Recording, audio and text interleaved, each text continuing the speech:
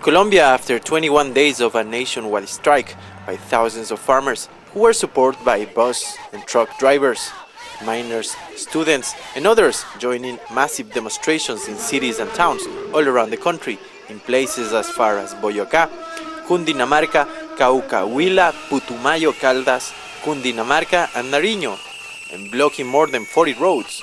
In a historic moment, protesting farmers forced the Colombian government to negotiate the rejection of a farm bill and the release of detained protesters. On Sunday, September the 8th, Vice President Angelino Garzón met with the Strike Negotiating Commission in Popayán and agreed to suspend Law 970, the one that gave control over seeds to the government. They also were promised the release of the 648 arrested during the strike and the creation of a new mining law. Under this first and provisional agreement, the government will compensate the farmers for their losses when competing with cheaper products imported under as much as 10 free market treaties with countries all around the world. In other cases, it will suspend the importation of such products.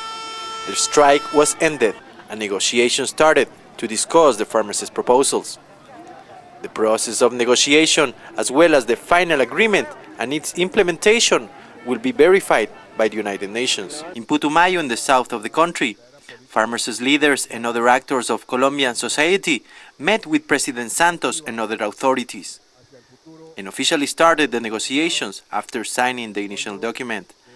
The destruction of the farmers' rights stock seeds they were keeping for the following year's planting time, occurred in Campo Alegre and other towns in 2012.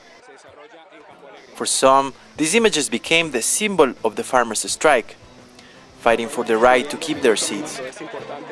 Seed control was described by President Santos as having Colombia tuned up to international reality. Having the Law 970 suspended is a partial yet symbolic victory for Colombia's social movement.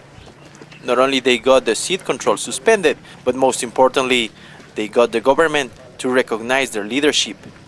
The Mesa de Interlocución Agraria, Agricultural Dialogue Table, which was elected by the coalition of Colombia's social and political movement to negotiate with the government when they were organizing the strike. The press reported a number of attempts by the government to negotiate and extract concessions with various farmers' groups, but 13 other regions were still on strike, and the government was forced to finally sit down on the farmers' table and negotiate. This is a profound contrast with Colombia's recent past.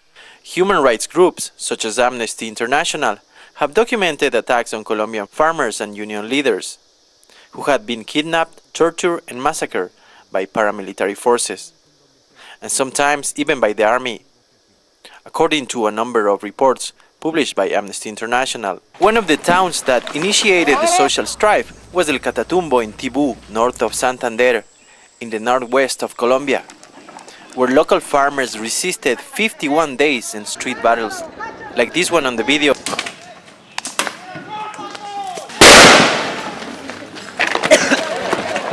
El Catatumbo's fight inspired thousands of other farmers who lost their fear, and about a month after that, they started a nationwide farmers' strike.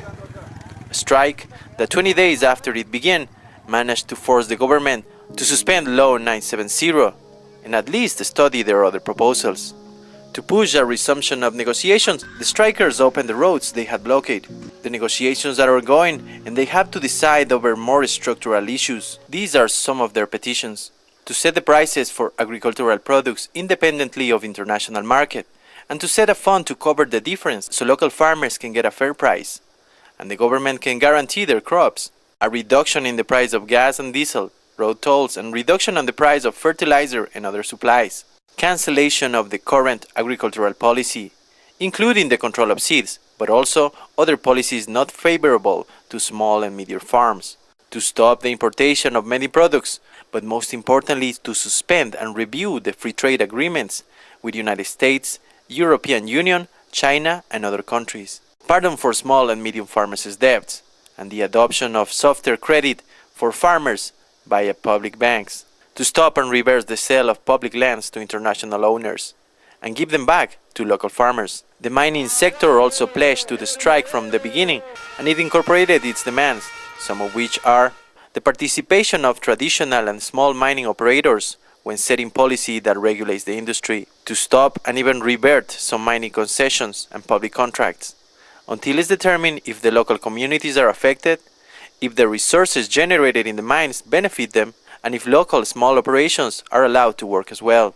Las consecuencias de mi pueblo, en minería a cielo abierto, es que van a acabar con una tradición y una cultura que tenemos más de 500 años. Es una tristeza que tenemos nosotros en el corazón porque venimos luchando. Nuestros antepasados han luchado por el territorio, una minería tradicional, una minería artesanal. For the population in general, they demand investment on rural populations and cities to get access to education, healthcare, public service, and affordable housing. Many of these demands go against the core of the neoliberal policies adopted by previous Colombian administrations. The strike represented a broader segment of population than first thought. What started as a farmers and miners strike very soon turned into a general strike, with bus drivers, truckers, students, and even general population in the streets claiming for their own demands. Street battles of all kinds took place, like this one in Bosa, La Libertad, a neighbor outside Bogota, where many protesters attempt to take a police station by storm. The strike organization reported 660 human rights violations that were documented. The police brutality and the negative by the president to recognize the farmers' leadership, as well as the dire economic situation Colombians live every day with a minimum salary of $291 and a gas price of $4.6 a gallon. All of this created a sort of perfect storm that exploded in August. Police reported 648 arrested. The farmers' organization claimed 262 of them were illegally detained. There was 485 wounded and 12 dead on a week marked by protest.